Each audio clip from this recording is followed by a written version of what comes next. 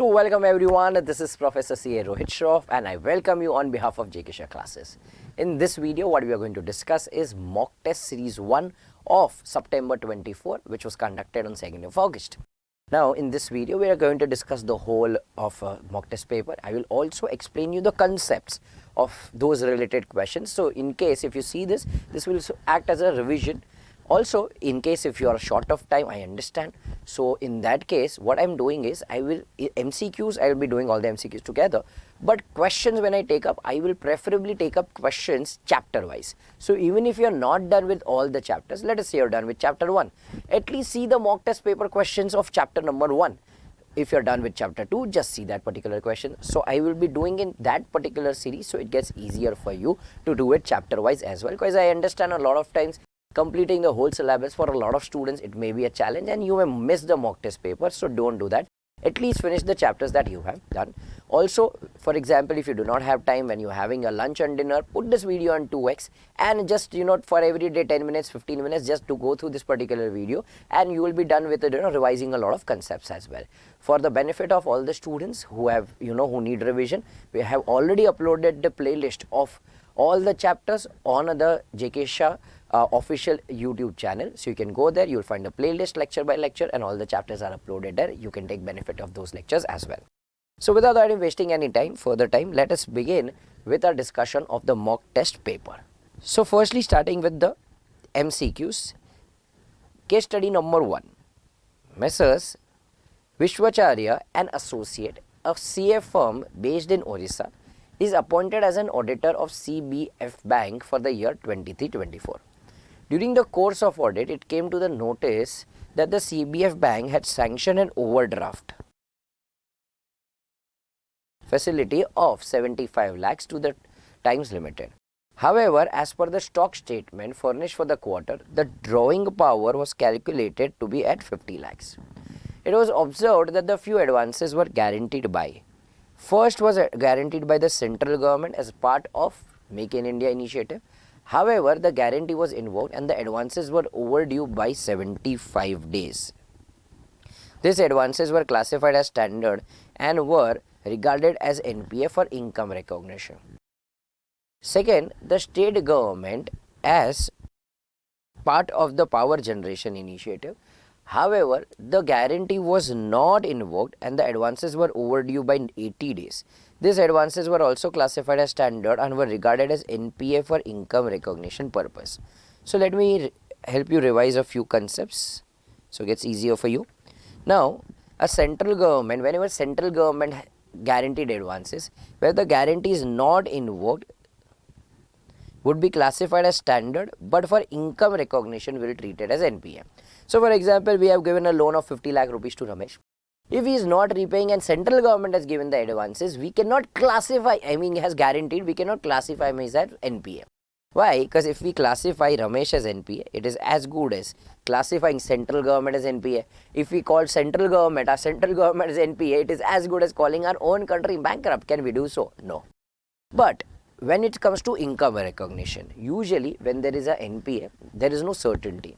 And AS9 says when there is no certainty, do not accrue the income. So even if the central government has given the a guarantee, there is no certainty when we will get this income. Hence, we should treat them as NPA for income recognition. See, in asset classification, it will be called as standard only. But when we recognize income, for income recognition, we will treat them as NPA. Now, the situation would be different if the advances are guaranteed by the state government, where advances is considered NPA if it remains overdue for more than 90 days for both provision and income recognition purpose. So, if it remains overdue for more than how many days? 90 days. In case of state government, we classify this as NPA. No special treatment is given to state government. If the state government has given guarantee, and if more than 90 days have elapsed, then in that case we classify them as NPA, and for income recognition also as NPA. Fine. So this was the concept. Next, additionally, XYZ is a borrower availing the cash credit facility of 110 lakhs against the paid stock and debtors up to 90 days. Margin stipulated was 25% of stock and 40% for debtors. Bank has calculated the drawing power. So what should be the drawing power here? So now for example, the value of stock. If you go in the textbook, there is one whole discussion of how to calculate the drawing power. So what we do is, while calculating the drawing power, we will take the value of the stock. From the stock, we will reduce the creditors and acceptances because we have not paid for that, right? Let us say creditors and acceptances are 600. So we'll reduce that 400. Out of that 400, whatever is the margin, we'll reduce that also. Out of 400 minus 100, so we'll get 300 based on stock. Likewise for debtors, what we will do is, out of debtors, we will reduce the ineligible debtors. For example, debtors who have not paid for more than 90 days and so on. Out of that, we will again reduce the margin. Whatever is the amount of drawing power. So here, let us calculate what should be the drawing power. Firstly, they have said that the stock is approximately up to 130. Out of the 130, we should reduce the creditors. So out of 130, we should reduce creditors of 60. We should also reduce the stocks that are fully damaged in amount, which is 7. So this 130 minus 60 and minus 7 comes to 63. Now out of this 63, we have a margin of 25%. So reduce 25%. So when you reduce 25%, it comes to 47.25. Okay, so I'll put this in M plus. Next, when we go to debtors, 75 lakhs is the debtors value. Out of the 75 lakhs, we'll reduce the debtors which are exceeding 90 days. So minus 10 lakhs. Then margin here is 40%. So for debtors, what we did is 75 minus 10. So 65 minus 40%. When I reduce 40%, it comes to 39. I'll put this in N plus. So total comes to 86.25. This should have been the drawing power. Also, the outstanding balance in one of the loan was 25 lakhs and the realizable value as assessed by the bank valuers was 2.25. So now the outstanding loan was 25 lakhs, but the value of the security is coming down only to 2.25 lakhs. Bank identified the same as erosion in the value of security and was classified as doubtful category, and provision was made for the doubtful. So now usually what happens is, whenever, let me take you to the textbook. Now for example, let us say if there is erosion in the value of security, whenever there is a fall in 50% of the value of security, we classify them as doubtful. For example, we had kept a security of 1 crore of Paytm shares. The loan amounted to rupees 70 lakhs.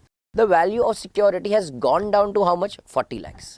Now, what was the original value of security? 1 crore. Is this less? 40 lakhs is less than 50%? Yes. Then here we will not follow, prudential norms that for standard, substandard, will straight away classify this as doubtful. Second, if the value of security has eroded so much that even 10% of the loan amount is not recoverable. So I had kept a security of 1 crore. Loan amount was 70 lakhs. The value has come down to 5 lakhs. Now I cannot recover 10% of the loan. I am not saying 10% of my security. I am saying 10% of my loan. 10% of my loan is 7 lakhs. I am not able to recover that. I am able to recover only 5 lakhs. Then in that case, we will straight away classify them as loss. But here if you see, what they have done is classified as doubtful, which should have been classified as what? Loss. Now a discussion took place among the team members regarding the issue of the audit report after the completion of the bank and annexure of the same as the long form audit report, compliance with the SLR, report on the treasury operation as per the RBI, report on compliance with the Ghosh committee, and report on adverse credit lending ratio in the rural areas. Based on the above fact, they are asking us few MCQs. Let us go ahead with that. With respect to the overdraft facility, the account would be termed as out of order. Let me help you revise the term out of order first. We will classify the account as out of order if it remains excess in continuous of the sanction limit or the drawing power. It is less than the sanction limit or drawing power, but no credits continuously for 90 days.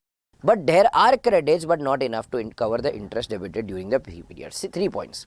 Excess of the drawing power or sanction limit, less than the sanction power or the drawing limit, but no credits since 90 days. Third, there are credits, but it is less than the interest debited during the same period. So all the students who are not aware of this concept, don't worry. I have already uploaded the video of audit of banks as a revision. You can go to this and read this particular topic here. We have covered it very much in detail there. So here, coming back to this, in respect of the overdraft, it can be sanctioned out of order if outstanding more than 75 lakhs, yes. Outstanding continuously in excess of 50 lakhs, yes. The outstanding balance is less than 75, but there are no credits or payments deposited continuously for 90 days, yes, correct. The outstanding balance is less than 50 lakhs, then no. So fourth is not going to be a relevant point. So 1, 2, 3, where 1, 2, 3 are given, they are given in point 1. So here the correct answer is going to be A. So let us also go through the answer that they have given. So answer, okay, what they have given is A. So here is A. So here in this particular case, question 2, what they are asking is, which of the treatment by the bank on provision of income and recognition is correct in case of bank guarantee given by central government? So here for central government, what they have done is not classified as standard. For income recognition, they have classified as NPA. For state government, also for income recognition, they classified as NPA. See, I will take you to how do we classify this as NPA. Let me take you to that particular part. Okay. So now for central government, if it is guarantee given by central government, we classify as standard. For income recognition, we will classify as NPA. No number of days are given here. If guarantee given by state government, if it overdue for more than 90 days, we will classify as NPA also. Now here in this particular question that we are doing is central government treatment they have given correct. But for state government also, they are classifying as NPA for income recognition. How can they do so? This is only how many days? 80 days. It should be more than how many days? 90 days. Hence, the treatment only in the first part is correct. So, here answer is going to be C. That is, only first part is correct. Next, in the given case, the drawing power of XYZ should be what? We have already calculated the drawing power should be how much? 86.25. So, answer here should be what? A, that is 86.25. The bank has identified erosion in the value of security and made provision for the doubtful asset. Whether the treatment by the bank for the doubtful asset is correct. So, is the treatment for the doubtful asset correct? No. It should be treated as what? A loss asset. So, first here, yes cannot be an answer, so we will not even read this. Second, no. Existence of such security should be ignored and the asset should be straight away classified as loss, yes, which is the appropriate answer. So, here B is going to be the appropriate answer. Next, the statutory auditors of a bank must furnish, in addition to the main audit report, various other audit reports. From the options, choose the audit report that Messrs. shall furnish. Long form audit report, compliance with SLR, report on treasury operation as per guidelines of RBI, compliance with the Ghosh committee and recommendation, adverse credit lending ratio. So now, if we go through what are the report, what are the various reports that I was supposed to give? Now, all these reports are to be given. These are 8 reports to be given. Firstly, we have to give a report on ICFR, that is Internal Control Financial Reporting, LFAR, SLR, Treasury Operation where the guidelines are issued by RBI. Next, income recognition, asset classification, provisioning. If there are any serious irregularities, if the Ghosh committee has given any recommendation on frauds and malpractices, and Jilani committee's recommendation on internal control. Lastly, adverse credit deposit ratio in rural areas. Here the question is asking adverse credit lending ratio. Hence, you need not give this particular report. Your answer is going to be what? 1, 2, 3, 4. So, where is 1, 2, 3, 4? Answer is going to be B. So, now let us check the answer. Yes, it is going to be B. So, this is your case study scenario number 1. I hope you are able to understand what are they trying to cover here. Let us move ahead with our discussion of our second case study. Priority Limited is a large company engaged in manufacturing of terry towels, making steady profits on year-to-year basis. Now, PMR and associate statutory auditors of the company since last 2 years are in the process of establishing the audit strategy for conducting the audit under the Companies Act for the year 23-24. The company has 5 branches which are audited by independent auditors appointed under the Companies Act. It is also a wholly owned subsidiary company which is audited by another firm under the name of JKL and Associates. The engagement team has noticed that the company has maintained several bank accounts and there is a substantial movement in the fixed deposit during the year, lending to the risk of material misstatement in cash and cash equivalent. The engagement team has planned procedures regarding the same. At the planning stage, the engagement partner is trying to set materiality. For the financial statement as a whole, the following information extracted from the financial statements is given as under: the revenue, total assets, profit before tax, and liabilities. While designing the verification of revenue as part of the test of the details, the engagement partner determined tolerable misstatement for rupees 5 lakhs. I will explain you what all these concepts are as and when the question comes. I will explain you the relevant part and then we will see the answers. The tolerable misstatement for rupees 5 lakhs in order to address risk of that the aggregate individual immaterial misstatement may cause the financial statement to be materially misstated and provide a margin for the possible undetected misstatement. One of the newly joined engagement team member has a little conceptual understanding of tolerable misstatement determined by the engagement partner. He has also no idea of the effect of change in tolerable misstatement. So they are giving us an indication that we are going to ask you one MCQ based on this topic. We'll see as and when we read the questions. During the course, while performing the test of details, engagement team has come across certain misstatements in the selected sample pertaining to the verification of revenue. The team has projected misstatements to the population of revenue. The team wants to comply with the standards on auditing strictly. So now let us go and reading the questions. The auditors of the company are in the process of establishing the strategy. Which of the following is not a relevant factor in establishing the strategy? Consideration of 5 branches are audited by independent auditors. We have to consider that during the strategy because we are not auditing. It is a wholly owned subsidiary of another company. Yes, we'll have to consider that.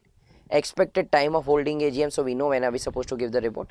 NTE of the planned procedure for the cash and cash equivalent. See, this we cannot know while we are making a strategy. So here this is not the relevant factor, hence the answer is going to be D. Let us check the answer. So 6 is going to be D. Fine. Next, for a priority limited, which benchmark would the engagement partner most likely to use setting the materiality? So they are asking about SA 320 of materiality. So for materiality, we can use a benchmark. We have multiple benchmarks. Let me take you to the answer of materiality. Okay. So there are multiple benchmarks that we have. For example, we can have assets, liabilities, equities, revenue, expenses. So usually what we do is we take profit before tax from the continuing operation as a benchmark unless profit before tax is volatile. So if profit before tax is volatile, we will not take that as a benchmark. If it is not, then we will usually take profit before tax. So what will be the answer here is profit before tax. Let us still check the answer here. So 7 is going to be C. Next, in the given scenario, assume that the engagement partner has decided to increase the tolerable misstatement to 10 lakhs. Now firstly, let's understand what is a tolerable misstatement. So it is the level up to which auditor can accept a misstatement. So tolerable misstatement is a monetary amount set by the auditor, in respect of which the auditor seeks to obtain appropriate level of assurance that the monetary amount set by the auditor is not exceeded. So for example, if the auditor has said 10 lakh rupees to be a tolerable level, he wants to make sure that the actual misstatement are not greater than the tolerable level. If the actual misstatement are greater than the tolerable level, he will have to increase the sample size. So here, coming back to the question. Now, if the tolerable level is increased, what has increased? Tolerable level. What will be the effect? If the tolerable level is increased, then in that case, the sample size will decrease. Why? Because if I can accept more misstatements, then in that case, my checking will be less. In case my tolerable level goes down, then my checking will be more. So in this particular question, my tolerable level has gone from 5 lakh rupees to 10 lakh. It has increased. So sample size has to decrease. So answer has to be A. So let us check the answer. Correct answer is A. Next, question number 9. While performing the procedures designed in the sample, so again they are talking about SA 530. So this is 530. This was also SA 530. This was SA 320. Right? And this was what? SA 300, which is relevant to planning. Now, while performing the procedures under design sample, engagement team identified certain misstatements in selected sample and projected this to the entire population of revenues. According to the requirement of the standards on auditing, which statement is correct in this regard? Anomalous misstatement is the auditor's best estimate. The projected misstatement plus anomalous is the best estimate. When projected exceeds tolerable, samples provides a reasonable basis. When projected plus anomalous in the statement, if any, exceeds tolerable, sample provides a reasonable basis. So let me explain you this firstly. Let us understand the whole concept of projected misstatement. So here they are saying is auditor is required to project misstatement to obtain a broad view of the scale of misstatement. So out of the sample, if we know, okay, this is the misstatement, we want to project what will be the misstatement in the whole population. Now, usually when we project a misstatement which is an anomaly, what is we mean anomaly? Anomaly means an exception. So when a misstatement has been established as an anomaly, it is excluded when projecting a misstatement. Why do we exclude it? Because it is not repetitive in nature. However, the effect of such misstatement, if uncorrected, still needs to be considered in addition to the projection or non-anomalous. So, if someone asks me, what can be the misstatement? So, one, I will project non-anomalous plus I will add anomaly. So, this will be my best judgment of what can be the misstatement. So, for example, it was something which is non-anomalous. What is non-anomalous? Which is a common mistake. So, for example, there is some common mistake. I will project, okay, this many mistake in 2000 vouchers. What will be the misstatement in 2 lakh vouchers? I projected it. Now, normally it is not repetitive. Hence, I will not project it, but I will add this with the projection of non-anomalous. Now, again, let us read the answer. The projected misstatement. So, projected plus anomalous is the best estimate of the population. So, answer here is going to be what? 9B. Has everyone understood? So your answer is going to be 9B. So we are done with the case study scenario 2 as well. I hope everyone has understood. So this is little brief video, a crisp video. Assuming you have studied everything, it is just kind of a revision, you know everything. In case if you are not able to recollect, my friends, the revision video have been uploaded. Go to that. If you are not able to understand, okay, what is projected, go through that particular concept. We have covered very much in detail in the revision class as well. You will be able to understand via YouTube revision lecture as well. So don't worry, if you are not able to crack it, please go to that particular playlist. Let us move ahead with our discussion of case study number 3. So let us read it. Bandhu Charitable Trust is considering appointment of MNO and Associates, chartered accountants as independent auditors of its financial statement. The trust is engaged in providing affordable healthcare. It is in the interest of both auditor and client to issue engagement letter so that the possibility of misunderstanding is reduced to a great extent, correct? So as per Asset 210, we give engagement letter. So we do not have any confusion. We know what are the terms of engagement. It is therefore important that each party should clear about the nature of engagement. It should exactly specify the scope of work. Such an engagement letter is exchanged between the trust management and the auditors. While performing the audit procedures, it was noticed that the bills of 2 vehicles are not in the name of the trust, but it is in the name of the trustee. It should have been named on the name of the trust, but it is on the name of the trustee. However, payment of this was made from the account of the trust. The said vehicles are used for activities of trust only. So it is on the name of trustee, however, it is used for the trust and payment is also made by the trust.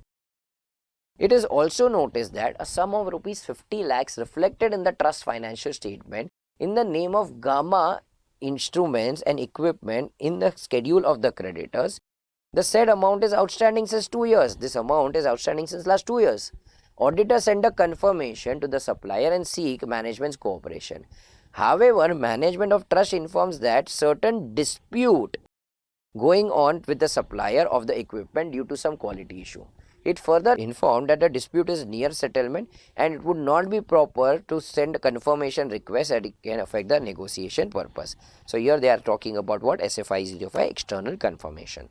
So let us read the questions here. So question number 10 is saying, as regards to the exchange of the engagement letters, so talking about Asset 210, between the trust and the auditor, which of the following statement is likely to be true? Engagement letter is sent by MNO and Associates, correct? It is sent by auditor to a client. So MNO and Associates to the Bandhu Charitable Institute. It includes the reference to the expected form and content of the reports to be issued. Statement there may be circumstances in which the report may differ. So this the first point itself is correct. We need not read anything else. So answer here is going to be A. Next question number 11. Considering the issues of the vehicle described in the case study, talking about assertions 500, auditor have identified misstatement concerning existence. No, they have identified misstatements concerning what? Rights and obligation, because it was actually on the name of the trustee rather than the trust. So answer here has to be 10, 11 is going to be B. Next. What course of action should the auditor take regarding the amount payable to the equipment when management is communicating that sending a confirmation would negatively impact? So here they are talking about SF 505. Whenever the management refuses, we'll try to perform alternative procedures. We'll inquire what are the reasons for the refusal. So here the auditor should seek evidence as to the validity and reasonableness of the reasons for refusal and perform alternative procedures. So answer here is going to be B. So here comparatively questions are simple. Now we are done with all case study based questions. Now let us go through the normal individual questions, MCQs. Now CA Prince, after developing the audit strategy for Vedika Limited, develops audit plan. So once he has developed the strategy, he is developing an audit plan. But he needs to revise materiality. So he wants to revise the materiality level set earlier, and therefore a deviation from the already set strategy is felt necessary. What should he do? He should withdraw? No. Why will he withdraw? For example, if the materiality level are revised, will he withdraw? No.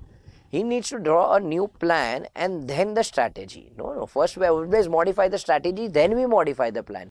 So C is saying first modify the strategy, correct, and then prepare the audit plan. So answer here is going to be what? C. So question 13 is C. I hope you guys are getting it. Question number 14, one of the easiest of all. Jasmine was of the view that the audited financial statement was not a guarantee against the probable wrongdoings in the financial matters of the company. What kind of assurance does the audit of the financial statement provide? It provides what? A reasonable means a high level of assurance. So answer is going to be 14B. So here this is answer is going to be what? 14B. Next, C.A. Raman instructed his article Raju to verify whether the employee benefit expenses of Prep Limited had been fairly allocated between the operating expenses incurred in the production activity and general expenses. So here what we are checking is fair allocation. So which assertion are we testing again? So here we are talking about presentation and disclosure because we are talking about allocation. So here the answer is going to be 15B. With this, we are finally done with the MCQ part. Moving ahead with the descriptive part. Now, like I said, for your ease, what I'm doing is I'm not going question 1 A, B, C. What I'm going to do is I'm going to go chapter wise. So even if you're done with one chapter, you can see those particular videos. I hope you understand it. One point that I want to highlight here is the paper pattern seems to have a little change here. See, so far the paper pattern used to be 4, 4, 3, 3 and so. Now the paper pattern is 5, 5, 4. They are going to the paper pattern that's ICI follows for CA final. Same paper pattern 554. Now, because of this, there is a possibility that the answers may get a little lengthy. When they used to ask you for 3 marks, 4, 4, 3, 3, comparatively the length used to be short. Now, when it is for 5 marks, comparatively the length may go high. So, just wanted to draw your attention on this particular part, and this mock test paper, the format is 554 and not 4433. So, now let us begin chapter by chapter.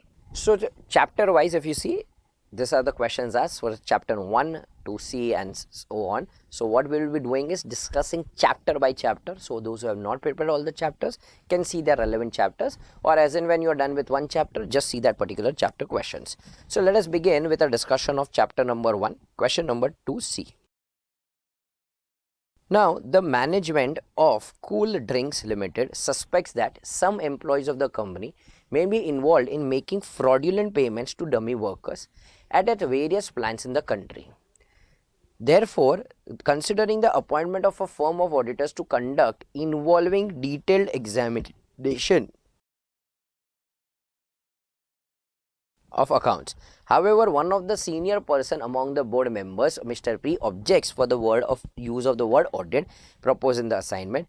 Comment also discuss how it is different from investigation. So here what they are asking us to do is a detailed examination. This is investigation. See, audit and investigation is different.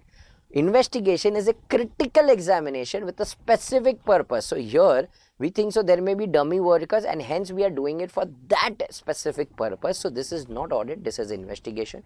So in case of audit, the scope is general, it is quite broad. In investigation, it is narrow and specific. So here the question is talking about what? Investigation. So let us read the answer. Audit is distinct from investigation.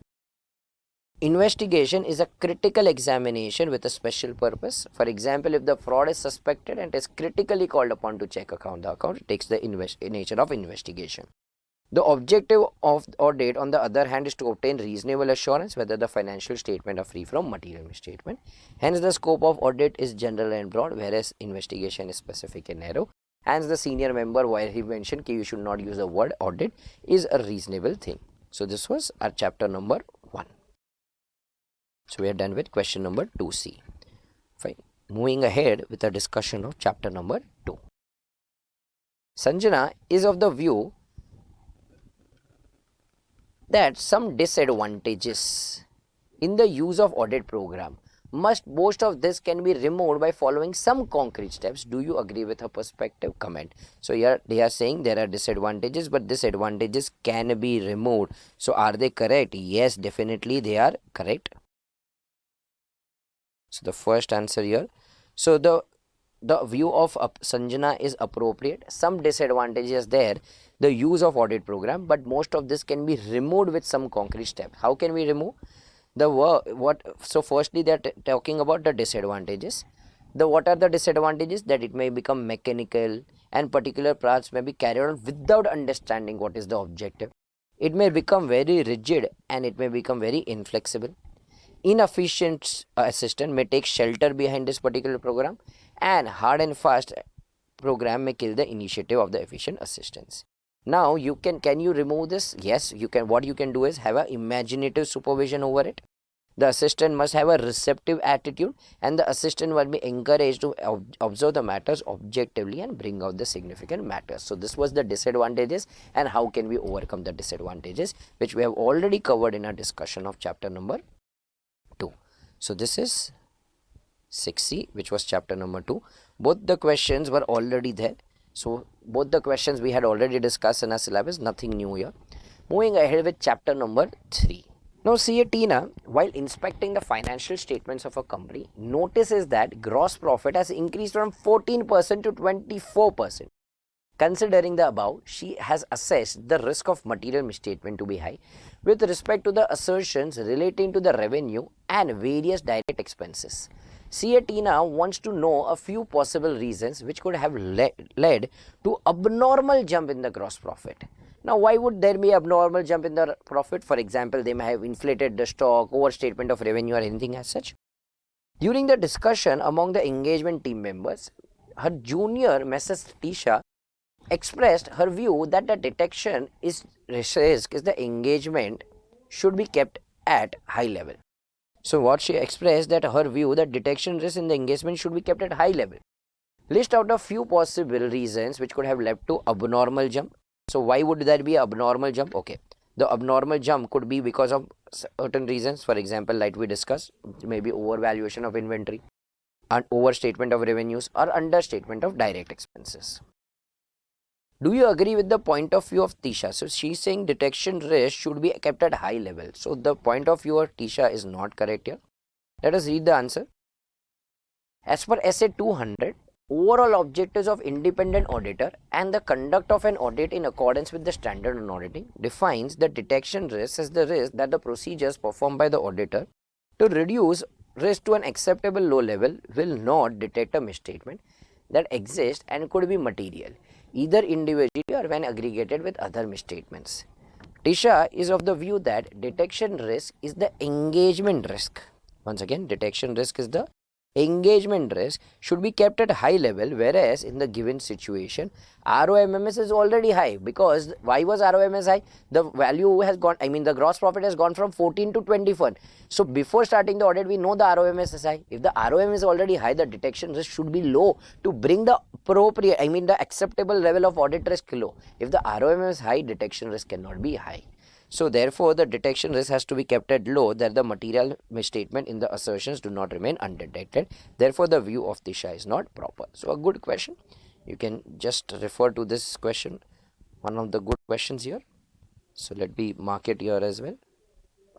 Right. So 1B, I'll just mark few important questions which I think you should go ahead with. I mean at least refer this. Next is question number 5B.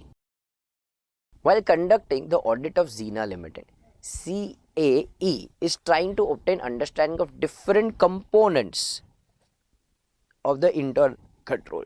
Such understanding is necessary and required to be documented in accordance with the essay. In this context, how should she obtain understanding of the risk assessment procedure of the company and how it is understanding is important for the auditor? So there are multiple components, 5 components. What is the first component?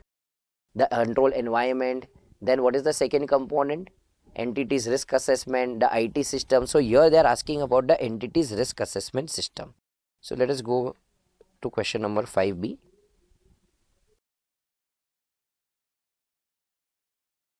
So here we have to obtain an understanding of the entities risk assessment. There are 4 points. Identifying the business risk relevant to the financial reporting, estimating the significance, whether they have a process to estimate the significance of the risk, whether they have process to assess the likelihood of their occurrence, and deciding about the actions to address those risks. Right. So this is what we are supposed to evaluate in case of entities risk assessment process. So this was question number 5B, which we have also already covered. So we are done with chapter number 3 as well. Moving ahead with chapter number 4. Question number 1C. The export industries engage in the petrochemical business. Due to the nature of business, the company has hired PQR Associate, a reputed firm of chartered accountants, to determine the quantity and valuation of inventories for the preparation of financial statement. The auditor of export industries want to use the same audit evidence. So what has happened is, here is engaged in petro. Due to the nature, the company hired PQR, a reputed firm of chartered accountants, to determine the quantity. Now they have appointed someone else to do it. Now auditor of export industry wants to use the same as audit evidence before using the work of PQR Associate, management's expert. So they are talking about what? SA 500. What aspect should he consider? So whenever you are using the work of management's expert as per SA 500, what should you do is, firstly you should evaluate whether that person is competent, capable and has objectivity. You will obtain an understanding of the work of that expert and evaluate the appropriateness of the expert's work. So we have already covered this. If you go to SA 500, this is using the work of management's expert. We take you to SA 500 here in our notes. So all the questions that we are studying are as it is, where it is covered in our notes as well. So this is using the work of management's expert. If we want to use the work, we have to evaluate whether it's competent, capable, obtain understanding and evaluate the appropriateness. So this was a question number 1C.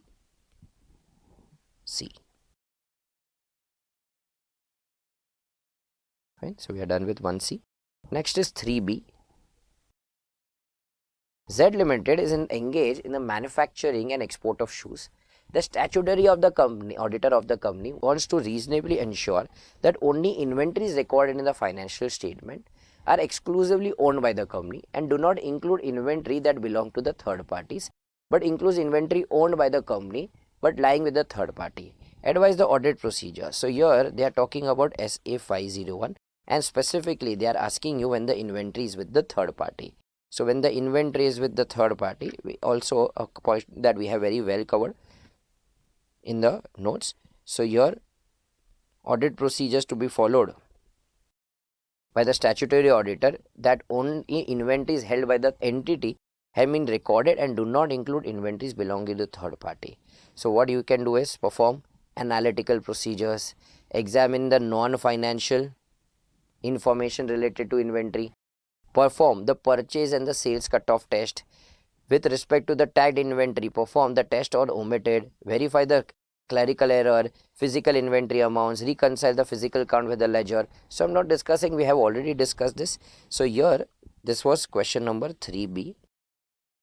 So once also refer this 3B from here. So I'll mark 3B also star mark. 2 questions I want you to refer from here.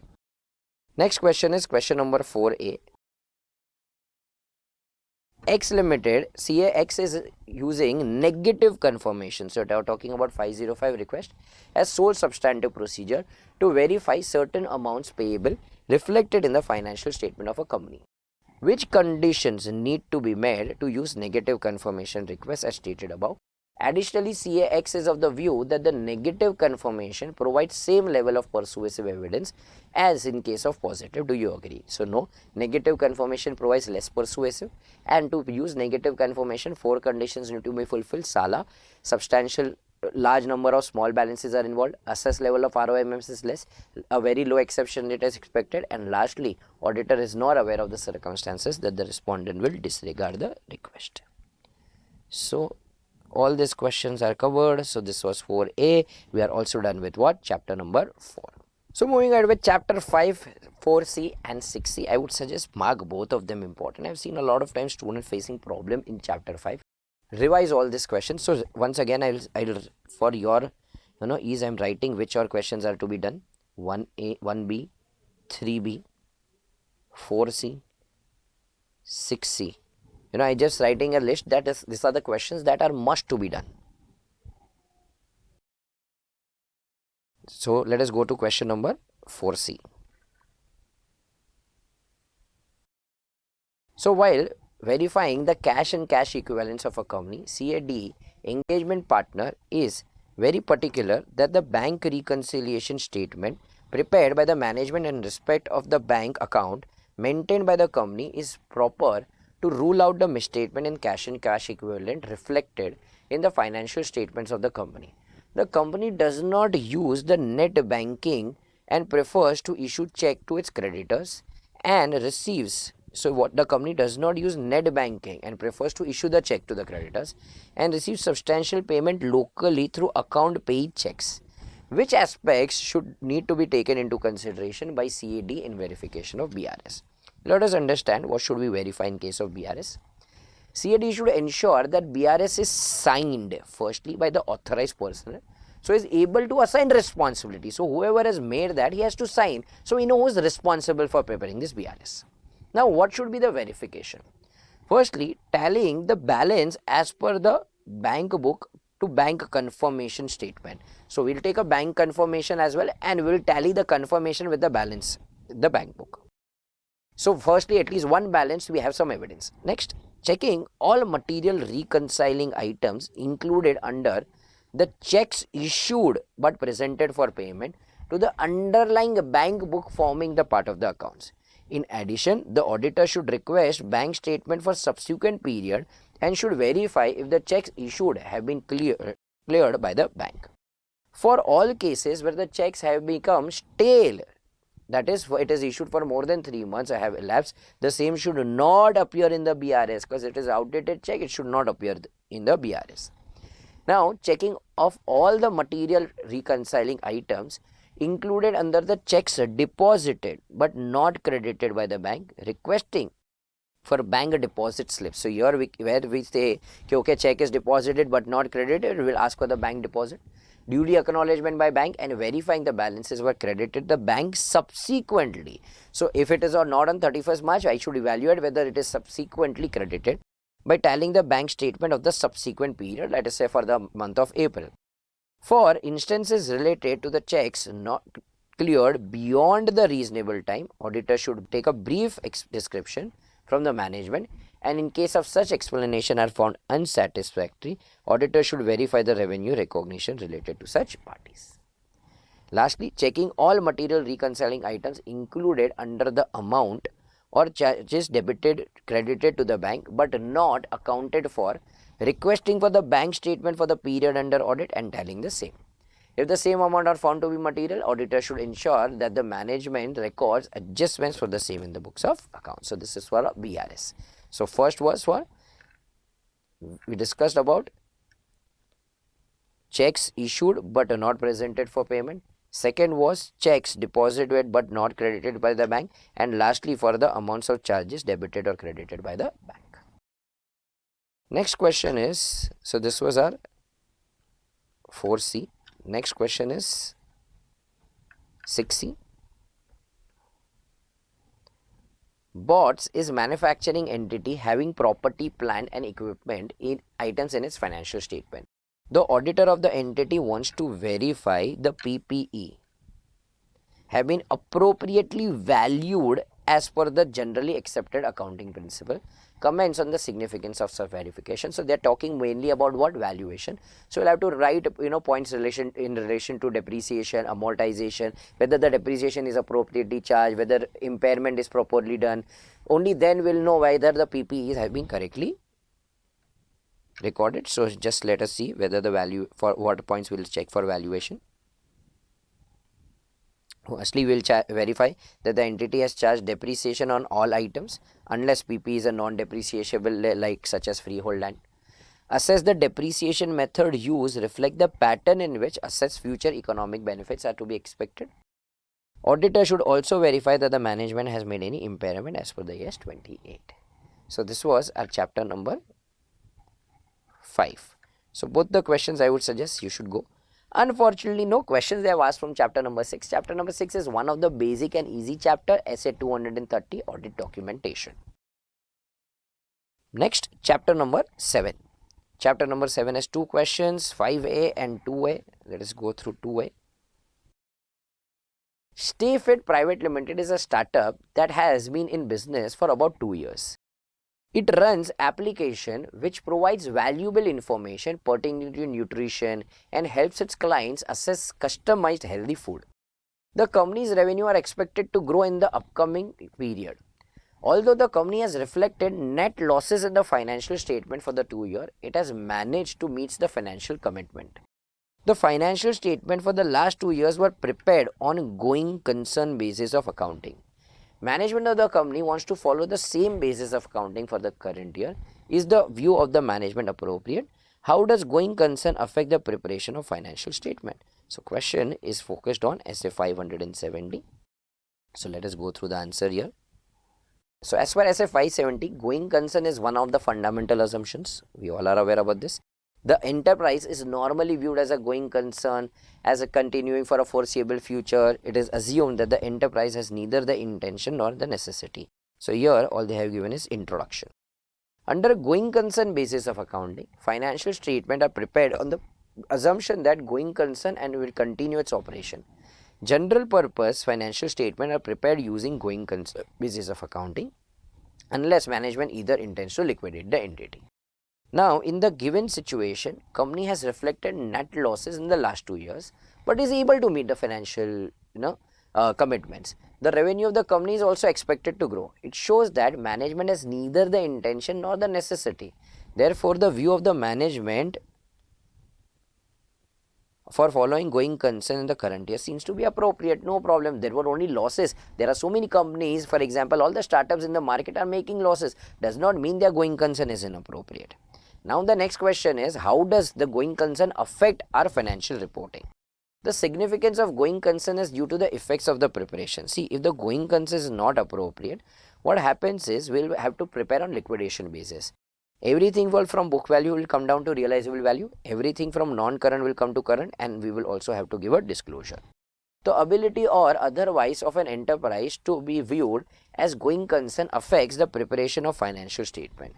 When the use of going concern basis of accounting is appropriate, assets and liabilities are recorded on the basis that will be able to realize assets and discharge the liability in the normal course of business. When the enterprise is not viewed as going concern, the accounts are prepared on the liquidation basis. For example, inventory may need to be written down. When it is sold at a lower prices, assets may have to be recorded at a likely prices that they will fetch. So basically, they are saying it will be on realizable value. So this was question number 2A. Now, next question, 5A. CSO Med has appointed statutory auditor of the Core Limited. List out some matters that he may consider in determining whether a deficiency or a combination of deficiency constitutes a significant deficiency. So here we are talking about whether a deficiency, so it is about SA 265, whether it is significant or not, a very basic question which you have already covered in our notes. So question number 5A, when will it be significant? The likelihood of the deficiency in the misstatement, the financial statement in the future. What is the susceptibility to loss or asset? Subjectivity in the complexity involved. Financial statement amounts exposed to the deficiency. What is the volume? What is the importance of those controls? The cause and the frequency of exception and interaction of the deficiency with other deficiencies in the internal control. So very basic question based on SA 265. Though they have not quoted the standard, we will make sure we quote the standards as well. So this was our 5A. With this, we are also done with chapter number 7. So one they asked on 570 and one was on 265. Chapter number 8, unfortunately 2 questions asked. They should have asked more questions. So let us go to 2B here. PQR and Associate and MNO and Company, both the firm of chartered accountants, have been appointed as joint auditors of Gamma and Beta Limited. Before the commence of the audit, the joint auditors should discuss and develop a joint audit plan.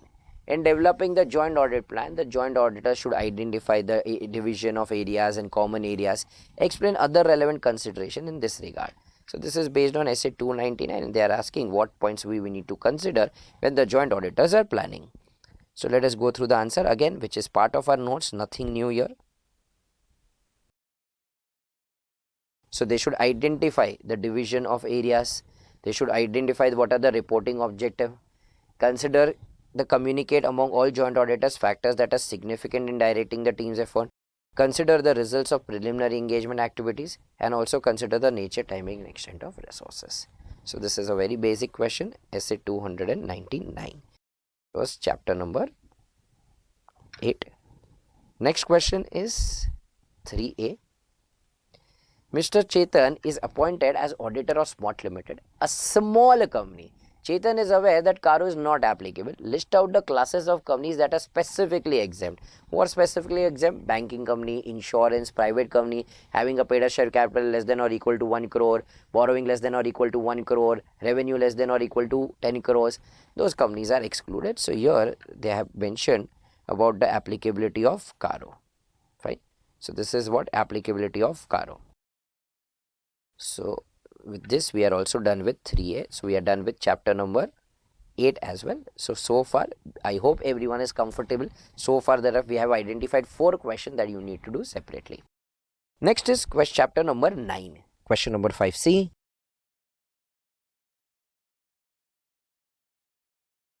Section 72(1) of the Multi-State Cooperative Society states that only a person who is a chartered accountant within the meaning of C Act 1949 can be appointed as an auditor of the Multi-State Cooperative Society, who according to the section 72(2) is disqualified from being appointed. So similar to what you have studied in Law 143, similar provisions here.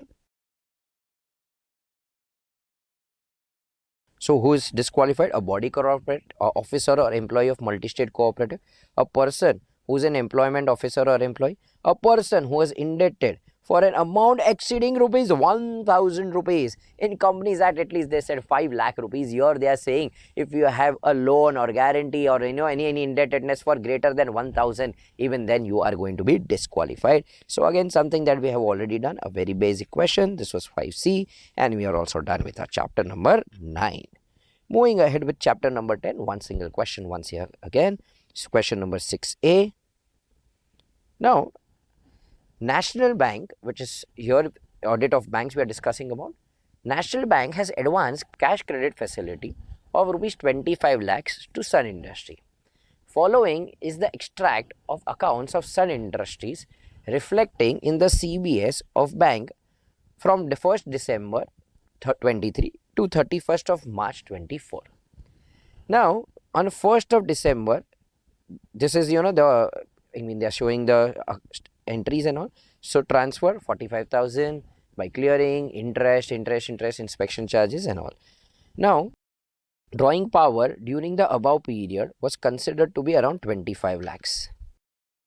The account was classified as standard on 31st of December in the books. The security charge with the bank remained intact throughout the period. Comment on the asset classification of the above account on 31st of March. So very good question, a very nice question that they have framed here. So here again the question is about out of order. Out of order, they also had asked an MCQ, and again they are asking a whole question. So here if you see, the drawing power was 25 lakh. So in the up to 31st of March, there we have not exceeded that. But see, if you recollect what is out of order, in out of order we said it remains excess of the drawing power. It is less than the drawing power, but there are no credits for more than 90 days, or if there are credits but it is less than the interest debited.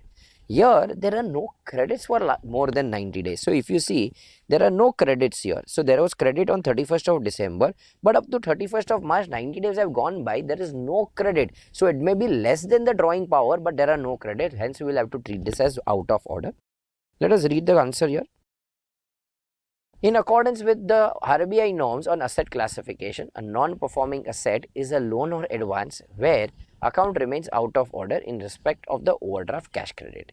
An account is to be treated as out of order if the outstanding balance remains continuously in excess of the sanction limit drawing power, or in case where the outstanding balance in the principal operating account is less than the sanction limit, but there are no credits for more than 90 days. Credits are not enough to cover the interest debited. In the given case, although the outstanding balance in the account is less than the sanction limit or drawing power of 25 lakhs, but there are no credits continuously for 90 days as on the balance sheet date. Therefore, it has become out of order and is required to be classified as NPA. Under NPA, it would be classified as substandard as it remained NPA for less than or equal to 12 months. So here it should not be classified as standard, it should be classified as substandard asset. So a very good question. You can mark this question also, refer this question also once. So this was 6A, I'll write here 6A also needs to be referred. Next is chapter number 11. So we are done with 10 chapters, one last chapter to go. First question is from first is 1A. Subodh has recently joined an audit firm as an article clerk. He is in the process of assembling the audit documentation in the audit file of Corp Limited as per the instruction from his senior. While assembling, he noticed following working papers. So planning, then review by EQCR, audit field work, review by manager, review by the engagement partner, review by the EQCR, response, review by the partners internally post review, review by the EQCR, finalization of the audit report and issuance of the audit report.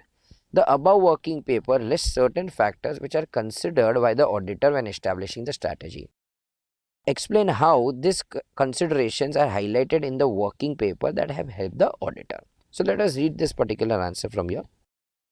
So this is talking about the overall strategy. So this also includes chapter number 2, audit strategy planning. So the auditor shall establish an overall audit strategy that sets the scope, timing and direction of the audit that guides the development of the audit plan. One of the factors to be taken into consideration while establishing the audit strategy relates to the ascertaining of the reporting objectives of the engagement to plan timing of the audit. Now, what are the factors that you need to consider? The timing of the reporting, the organization meeting to discuss the NT, discussion among the management regarding the type and the expected reports. So discussion with the management regarding the expected communication and the status of the audit work and expected nature and timing of communication. So this answer, though I have stated in chapter 11 because it is talking about a lot of EQCR and everything, but basically the answer is based on chapter number 2. So I'll just reclassify this. I will rather put this particular answer 1A in chapter number 2.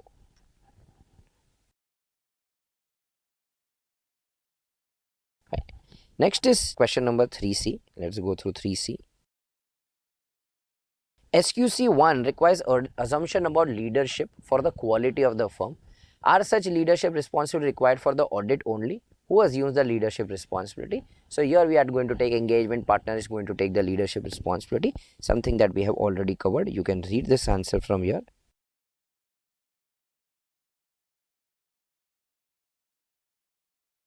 So SQC1 firm requires the firm to establish the policies and procedures designed to promote internal culture based on the recognition of the quality. Therefore, such leadership are required for all engagements and not only for audit. So, it is only not required only for audit. Such policies and procedures should require the firm's chief executive officer. So, in case of audit, we can say the engagement partner, but whereas in SQC, since everything is involved, the chief executive officer or the firm's managing partner should assume the ultimate responsibility. The example set by the firm's leadership encourages inner culture that recognizes high quality of work. So, this is our SQC1.